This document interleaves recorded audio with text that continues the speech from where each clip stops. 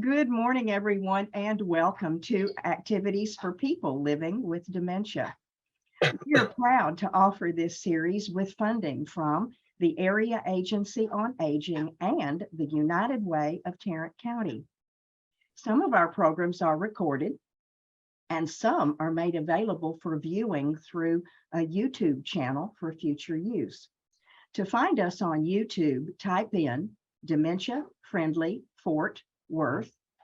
Click on the logo, which is a longhorn with a blue background, and choose the word videos. I am proud that we have back today the Fort Worth Museum of Science and History. We are behind the scenes today, and all I see is something I've never seen before. So I'm going to turn it over to them and let them tell you what we're going to see today. Take it away, staff. Thank you so much. Good morning, everyone.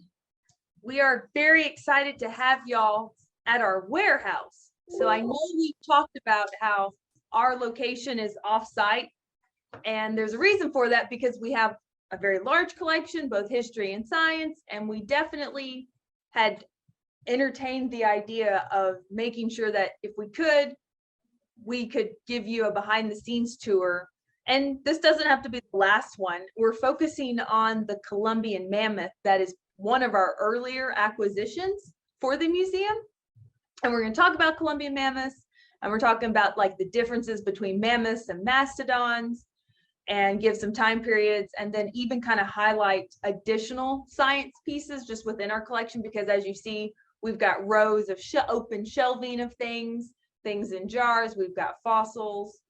And then if you look a little bit further behind, because it's a warehouse, so tall ceilings, open space. Our history collection's on the other side. So we have the mammoth here, but if you were to look past it, you pass over the archives and then you're on the history side of the warehouse. But this is actually the first time we've done a live program here at the warehouse. We've done videos for education and things like that, but I was hoping that we could do this because currently the Columbian mammoth, the skull and the tusks used to be in the old building many years ago. It has sustained damage, and so it has not been on the floor in a while. And I'm hoping that one day it will be able to be brought back, but until then, this is where it's kept. And so like everything else, climate control, and we're going to talk about it now. This one, I don't know if it's male or female. This was found local. This was found outside of Burleson, I believe. It was found in Tarrant County. Wow. So that's what kind of makes it extra special in my opinion, is when you find a dinosaur or when you find a mammoth and you're like, oh, it's actually not just in the state, it is local. And so again, a lot of our larger science pieces do come local. And I love it, and I always try to highlight that aspect because people find these. They find them in their backyards, they find them on their ranches, they find them in pasture land, along the riverbed, all of those things. Now, the Columbian mammoth, we always hear about the woolly mammoth. Now, the Columbian mammoth would actually be much larger and indigenous to the North American continent.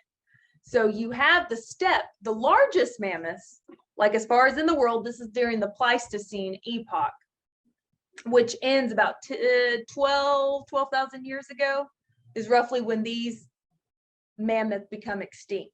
So your woolly mammoths, any of your large megafauna during the Ice Age, because when people think of the Pleistocene, they think of that last Ice Age. So you have this megafauna that's roaming the world, and the Columbian mammoth is what is here, not the woolly mammoth. The woolly mammoth you'll find in parts of like Eurasia, and you'll also find it up a little bit further north, whereas this one, even though it was larger, would be, the climate was still cold, but not quite as cold.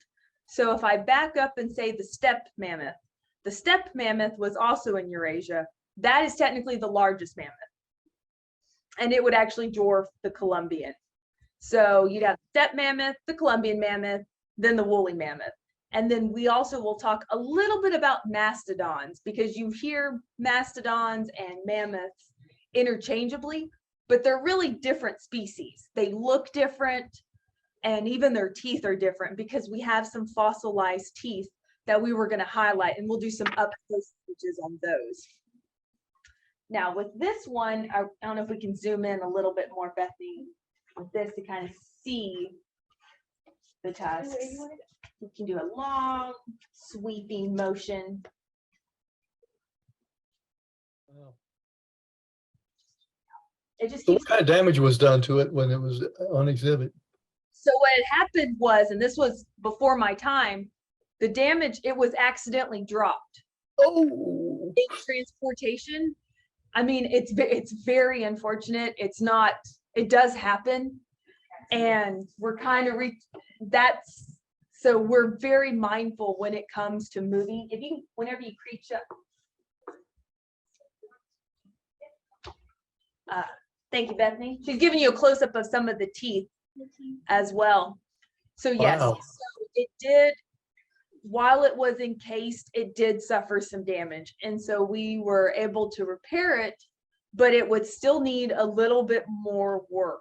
And then of course, if it were to come back to the museum, the case would need to be completely overhauled and redone. As you can tell, it's a very large case. I even forgot the measurements, but eyeballing it, it's got to be the tusks easily 10 feet, just the tusk part. And it would be precarious to move it. But I do have hopes that it will eventually come back on the floor of the museum. Bethany, I must tell you, I just took a picture of you and the other picture of the tusks, and I put it on Facebook. So you're going to have some people drooling to want to see this again. No, and it really is. It's a beautiful specimen, and again, working on it, it's just a bit of a challenge because it has sustained damage, and it would have to be encased. So the case itself would have to be on rollers to be able to be moved through the museum, but then it couldn't be out like it is now. It would actually need a bonnet. That's what we call like acrylic. We'll use acrylic, and even then it may have to, because it's so large, you can only fabricate an acrylic pieces so large before the weight. It would have to be encased like completely. And that's how I would want it.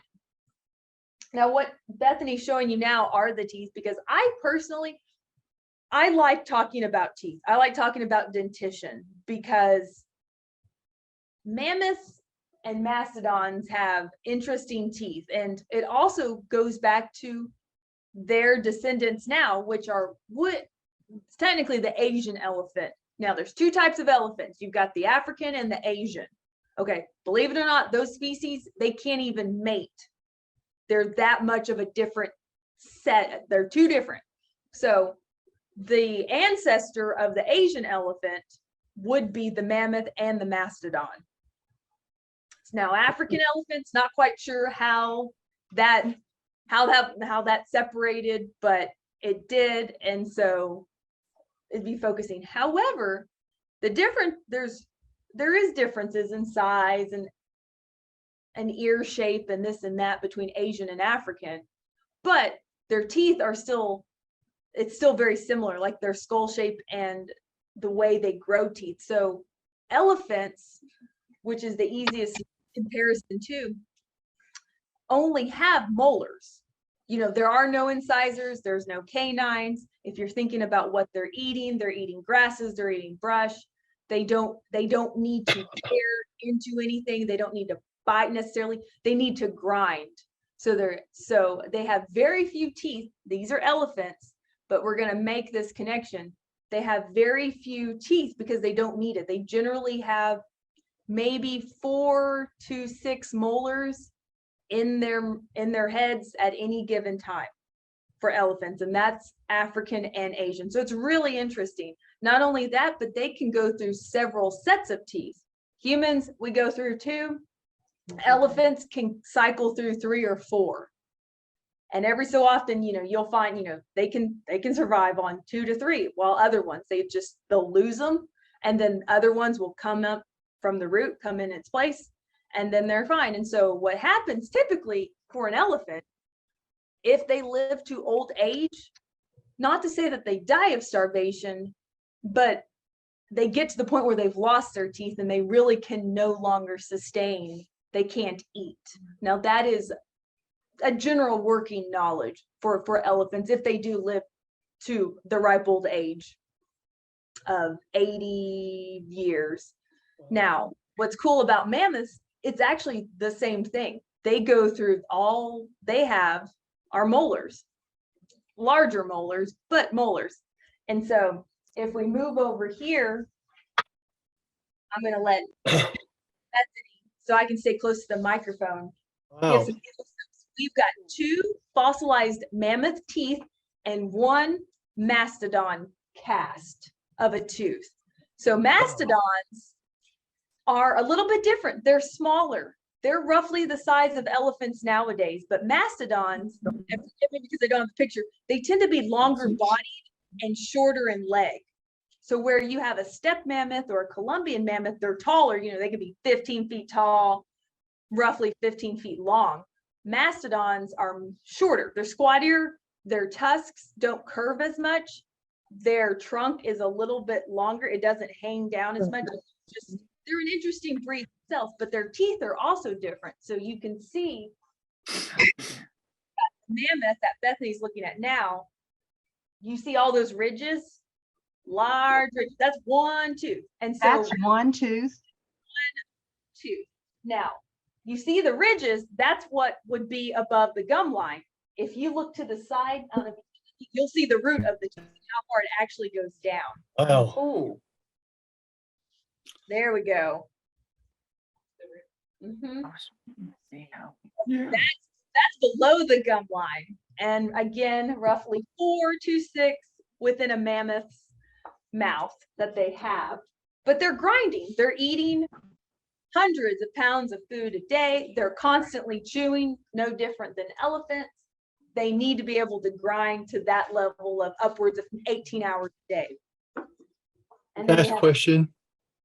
do it now. The mastodon tooth looked like it had sharper points on it instead of grinding. That's where part of it has broken off. Oh, okay. But you're right, it would be more of a rounded look. But you can Okay. definitely see those ridges. Again, if you were to look at elephant teeth, they look very similar, slightly smaller. But I personally love it, and I love to show these to families, especially children, because you're talking about teeth and you're trying to understand, well, what kind of animal, if this is 1 tooth and you only have a few, what kind of foods are they eating? What are you needing it for? You know, because then you talk about, you know, your canines and your incisors and your bicuspids, and elephants and mammoths don't have any of that. Now, mastodons, if we look at the mastodon piece, again, little bit different. Their teeth are smaller, but you see these cone-shaped ridges. Now, they're also chewing. However, where they're located at, the vegetation is not necessarily just like grasslands and things like that. It's a little bit more hardy, like hardy shrubbery and bushes, things like that. So they have to bite down a little bit more, not tear. They're not tearing their food, but they do have to bite down a bit more to chew it. And so they've developed that conical shaped teeth. But even then, they only have a few in their head at any given time. They can grow them back, and you start really seeing a difference, because now you're like, okay, mastodon, mammoth, slightly different vegetation that they're eating. And of course, the mastodon, because it is smaller, their teeth would actually be much smaller. And I like showcasing those too, because again, people tend to use mammoth and mastodon interchangeably. It's really different on that one. And so when it comes, you know, again, all are still considered megafauna. And then by the end of the Pleistocene, so, you know, as the Ice Age draws to a close, that's really when these species start becoming extinct, whether that's from overhunting on human side, loss of habitat. Looked a little bit different than a woolly mammoth just because of where they were living, they had less hair.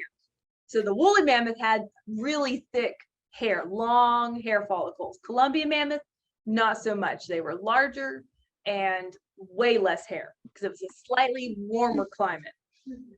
And if you Waco, like there is a national mammoth monument. Columbian mammoth is the species that's focused there.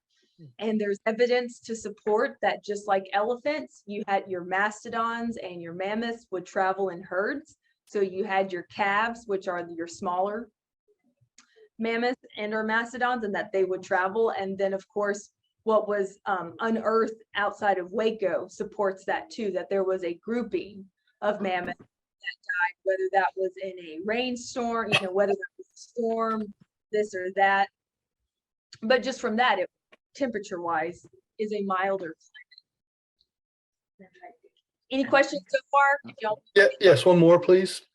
What are the actual years, dates that these Columbian and steppe periods are in? It's the Pleistocene. So the Pleistocene goes to, you can't fully quote me, it's about 1.2 million years ago up until about close to 12,000 years ago. It's like 11.5, 11.7 thousand years ago. That's when the Pleistocene ends. And that's really that last true ice age before the world starts up. The climate, the temperatures are starting to rise. And then of course, your sea levels rise. And so you lose a lot of your coastal lands, and then your large megafauna, whether like the saber-tooth tiger, there are certain, North America, we had an indigenous camel. There was a larger horse here at one point. You have a sloth. You have a little bit of everything here. And that's when those species start becoming extinct for various reasons. Mm-hmm. I do have a question, pretty please. I see that you're all wearing jackets. It must be chilly in there. It can be. So because the building is climate controlled, Yes. and it does have to be cooler. We typically, I wear long sleeves all the time. I don't know if y'all saw Kirsty, she's wearing a scarf and like a slight puffer, and she's wearing boots. I have a problem with jackets. So we're constantly, and I tried to wear something that had the logo because I don't have my name tag because I'm a slacker. You see them? So at least when I have this logo. Got it. And one other question, who does the dusting out in your warehouse? These are great questions. Kirsty, Caleb, myself, it just depends on where, from the cleaning, whether that's the sweeping or the shop vac or the dusting, that falls on all of us. We kind of do it as we go. Because we do still, it's a warehouse and it's an older building. We do generate a fair amount, but we do have a couple of dehumidifiers and a couple of HVAC systems that regulate it. And Kirsty's really awesome because she set up humidity readers so we can regulate just to see what the humidity is, because humidity is not good. We want to regulate that, but it is a challenge with such an open space. Right. And I know, and we can't show you the other side, but if the camera were to continue, you'd hit a wall, and on the other side of that wall, we have a small kitchen and our cubicles, and we have some office space back there. And so that's where, that's where our computers are set up. That's where we do office stuff if we have meetings. But most of the warehouse looks exactly like this, the vaulted ceilings, just this open space. And it's definitely been a challenge about moving things. When we moved the archives in here back in 2020, this was just history and science. It didn't have the library and it didn't have the archive. We had to build that in to it. So that means everything else kind of had to be repositioned and moved. And you know how you move shelving? You take everything off the shelving first, you move the shelving, and then you put everything exactly back on the shelving. Yes. It was time consuming, but we got it done. And then that's when I kind of got into cleaning mode because I was since you're already moving, taking things off the shelf, you might as well wipe down the shelves really well, redo any signage that you need to the shelf, and put everything, dust. I kind of regrouped some of the science pieces, Mhm. even though I didn't works with the science collection. However, she's more of an educator than I am, and I'm here more than she is. So I just kind of took it upon myself to kind of help get everything for her and put all the skulls together, and make sure the Columbian mammoth, we had to push it over a little bit, and then teeth. And then we can do a little bit more of close-ups with Bethany. There's a partial of a tusk here that you can see that's fossilized. I don't know where this specimen part came from. It doesn't belong to this mammoth, so it's another one. And we also have this one in front of us that you can't see, but yep, so that's a partial of a tusk. And then you've got this one here, and you can tell how fragile it is based on how just the structure that's been implemented to keep it stable. Mhm. There's a lot of work that goes into just keeping things stable. Yes, and that's really, sometimes that's the best we can do, is to literally just stabilize the item or the specimen. Sometimes that is the goal, is, conservation or repairing or things like that. You might not be able to on some of these. And the tusk that you just saw that has all of the metal work, the brace on it, we have not touched it. The way it's fractured, it's on pallets. So if Kirsty needed to move it, she would just take a pallet jack and very light, very gently, slowly move it. But I refuse to touch this tusk because it makes me worried. I mean, it'll hold, but I wouldn't put this piece on the floor. I would come closer to this one here because it's already in a better case, or having smaller pieces like mammoth teeth, a partial mammoth fossilized tusk before this one here. So the one that was in front of you, then there's no hope for restoration or conservation of it? We might be able to do a little bit more, like we could redo the metal brace and maybe make it a little bit more, I don't know, probably a little bit better, more handle friendly. That's a good way of putting it. That'll be, to be continued, but I would absolutely have to do a little bit of research. I mean, I would call Baylor and the Mayborn Museum, because they work with the National Mammoth Monument, since they're right there. I would contact them, how they go about stabilizing this one. And then I would probably get some quotes and outsource it and just make sure that I was on hand. Or better yet, if they could do it on site so I don't have to transport it, because the transportation makes me nervous, and it would with anybody. And that's anything that we move from a piano to a Columbian mammoth to a robe. It all makes me nervous, because climate controlled truck, you need someone, you're either following behind said truck or you're riding in the truck. You're there the whole time. It's the same with art museums, even though they might be a little bit more hardcore. I guess it just depends. But when you're moving paintings, when you're moving large paintings or artwork, and you have your art couriers, and if it's international and they're flying overseas, or they're like right with it. They're right with it. So that means they're sitting in the cargo part of a. Really?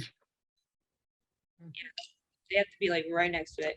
Yeah. So when you have, especially international, when paintings, very high value paintings, are leaving the country, you'll actually have true art couriers, and they are right next to it, and they sign off at customs, and they're traveling with the work, and then they're going to their destination museum, and even then they're helping install.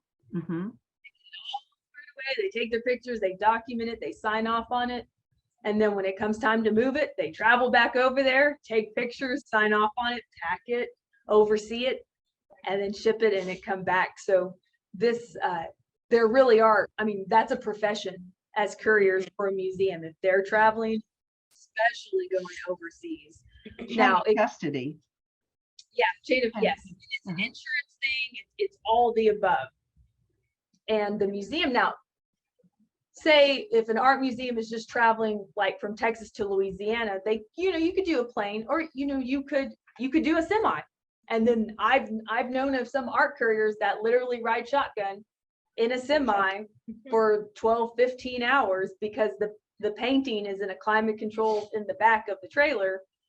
And every stop and everything, like they don't leave it. They're right there with it as they travel until it gets to its destination. And then they got to do it back when it gets back. So I personally think it'd be fun. I wouldn't mind doing it a couple of You times. get to travel a lot. But the That'd be nice. responsibility is high. It's very high when a museum loans something. And for us, we've never really had to do that. But, for art museums and especially artworks and pieces, the larger ones, Mhm. it can be a bit much. But I've heard some interesting stories, and I think it would be fun. But that's part of collection. That's part of a collections department, the registrar, the people that handle, that's where the art courier would fall into.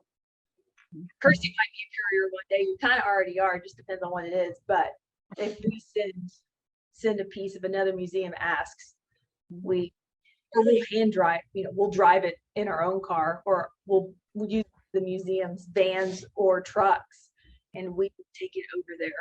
I don't know what's scary. And we will bring it back. Or a courier. I don't know which one I would I be don't know like. which one. Would be like, The courier would make me it would make me nervous. because you're moving it, but like your conservator, you're like responsible for like Yeah, that's true. making the object worse or better. Or better, yeah. I don't know. I say courier. I'd be a courier over conservator. Conservator has too much math involved in chemistry. Yeah, Like there's just too much I'd where, definitely be a courier over a conservator. yeah, I can do. I couldn't do that level of chemistry when you're doing chemicals and things like that when it involves. I couldn't do that color theory when it comes to like matching paints. Yeah. Or provenance. I couldn't quite do this, and luckily for us, we don't have to authenticate anything because Lord knows that can get controversial very quickly. Yeah. And I mean, there's been a few art museums. There's plenty of literature out there that have bought Still art duplicates museums. or thing, and it does happen more than you think. Like Wow. it's not so much with the Colombian mammoth. It's kind of hard. Yeah. We could prove that one, but with paintings and things like that, I wouldn't want. Being that kind of shows up that disappeared during World War II. Yes. Yeah, there's a whole study on that. And we have a few we have quite a bit of an international collection, not necessarily on the science side, but on the history side. And, we're kind of mindful of when we got it, because just, ours isn't as controversial, but, UNESCO has, there's like this general understanding after a certain point, after the 70s, maybe even early 80s, what a museum takes in that's international, not American, the international pieces, of being very mindful of where they come from. And that just has to do with the ongoing debates between, coming after World War II, things that were, whether a lot of European museums, their collections are based, the provenance there. Here in North America, here in the United States, we have NAGPRA. And we've talked a little bit about that as far as Native American objects and what museums have and what we repatriate. And though, but that's just United States. Like that's just a legal, when you start dealing with international law, and I'm not super familiar with it, that's a whole other ball game. But luckily we don't really have to deal with that. But we do have international pieces, and they were coming in after the 1970s. And so we just kind of, anything that looks a little, not shady, but the paper trail, if it's a little open, I'm very hesitant and make sure that we've done everything we can research wise before we display the object, so that we acquired it through ethical means. And it at that point, how we acquire it is not necessarily, that's fairly ethical, whether it's a donation or a gift, but it's how those people got it. That's where some of that information is lost, or it's like, well, thank you, did you donated it, and we got up to that point, but how did you get it? Did you bring it from out of another country? Did you purchase it legally?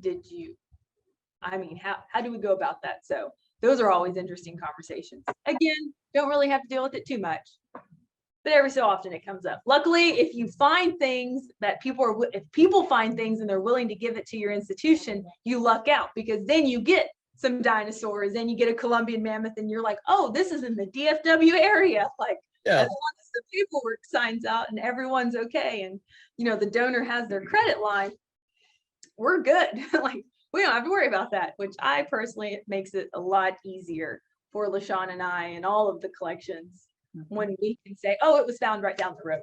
Like, we know where it was found. I'm trying to picture a mammoth walking down Main Street. I know. Well, think about 15 foot tall, give or take, about 15 foot wide, not necessarily, that's counting part of a tusk, some of the tusk, not all the tusk. So taller than an 18-wheeler, Kirsty told me, because they're 13 foot tall. So we're talking what, a second floor, if you wanted to touch.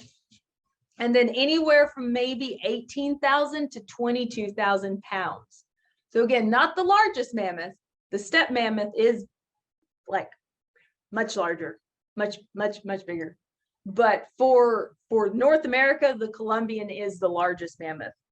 And I would probably argue probably the largest megafauna during that ice age that was here in North America, because they traveled, there's evidence of them traveling all the way through Central America and all the way up through Canada. So they had a nice swath of land to roam, following grasslands, vegetation, and things like that.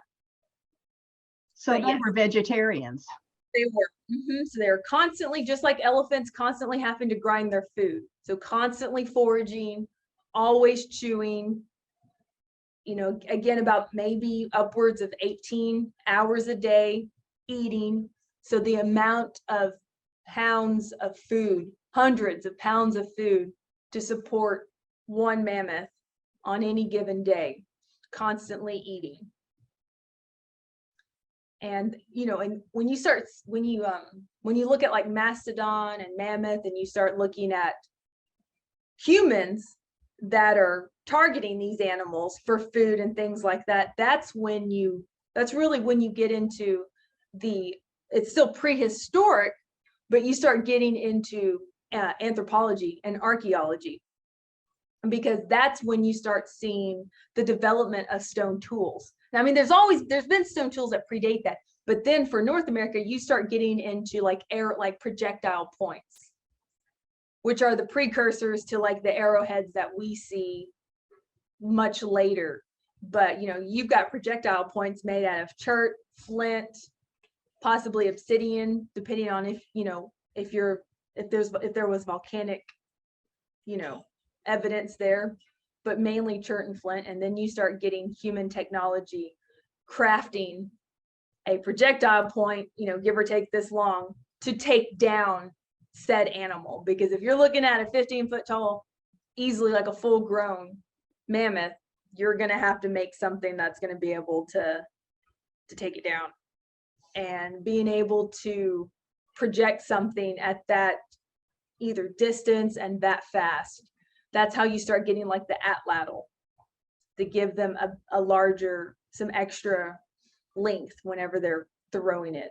Kind of like a javelin, maybe a little bit different. I don't know about weight wise, but that's where you have your prehistoric and your, the history of mankind kind of overlapping at that point within North America.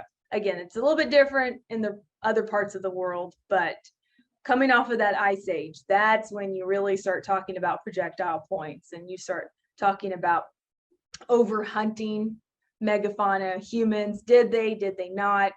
There's evidence to support either argument. We'll never know, not truly. But you see kill sites, so you see how they're utilizing the animal. And really, I mean, that's where I find, that's where megafauna and mammoths and things like that stone tool technology, those types of lithics, and the amount of skill that a human would need to be able to craft something like that at any given day that's where my interest really kind of starts to get bedded in, because for me, that was kind of some of my first interests. We need to do a whole series on this sometime down the road. I would love to know more, and I know you're piquing the interest of some of our participants today. No, this is great. No, I like it has the local aspect, and we can talk about just human development and what was happening around here. And there's a lot of research, and our collection can support it, and we can bring out projectile points, and we can talk about how they're made, because they're really beautiful. And I feel like we may have done it before. We have a replica of an atlatl. They're so much fun. And I've never tried using one. I guess we probably could, but It's one of the things I did when I was first starting to do outreach, was we did a bison lesson, and we brought out the atlatl, okay. and it was a replica. Yeah. We had the kids try it out. Oh, They there's loved it. there's a certain Great. level of skill that would require It is not easy. and planning and strategizing, just like when you move into what we think of as indigenous cultures today, the Plains tribes. So we have Native Americans, they're hunting, they're following bison, or they're hunting, deer, any, wild game, all the above. That technology lives, and it's developed before iron, before metal, before any of that ever comes into place. You're using wood and rock to make these things. And that's kind of what started my study with anthropology, was just looking at what was happening on the North American continent, and just liking stone tools, and just really finding them fascinating. And again, the skill set, because I have tried it and I suck at it, but I cannot just whip up a stone tool. Not a projectile point. Now I can do like a scraper, I can make some things like that would still be able to work. But as far as like making, a projectile point that's about this size, beautifully, symmetrical, thinned and sharp as I'll get up, and being like, yeah, now I'm going to go take down an animal. I'm going to attach it to a wooden shaft, some sinew around it. I'm going to bind it, and then now I'm going to go. And to do that on a much larger scale and make several of them at once is beyond like how long it would take for, how someone can learn to take that. But my goodness, I could talk to you all day. I know you're going to need a rest, because you're going to start this all over again at 11:30. Yes. So why don't we sign off for now and give you guys a breather, and we'll see you back here at 11:30 on our other channel. Yes. I think it's fascinating what you're doing. Anybody want to ask the last question before we let these folks go? No, everybody's happy. Okay. Well, let's take a little peek at what's coming up. Can I do this? Can I share my screen? You can. Let's see. You don't see that, do you? No. See what, Martha? Okay. Doing Woodstock. Okay, let me start over. Here we go. There we see it. Okay, let's make it big for these folks. There we go. The theme of science and history will continue 11:30 and 1:30 today. This is so fascinating. My mouth has just been hanging open. On Monday, dress something Halloween, a hat, a scarf, something in the background, a backdrop. Come Halloweeny on Monday for Nia moving to Heel at 10:30, 11:30, and 1:30. And look at that. They're just taking a chill, and we will see you guys later. I hope you have a fabulous day if I don't see you again this afternoon. Excellent. You too. You too. Yes, take care of each other. Everybody.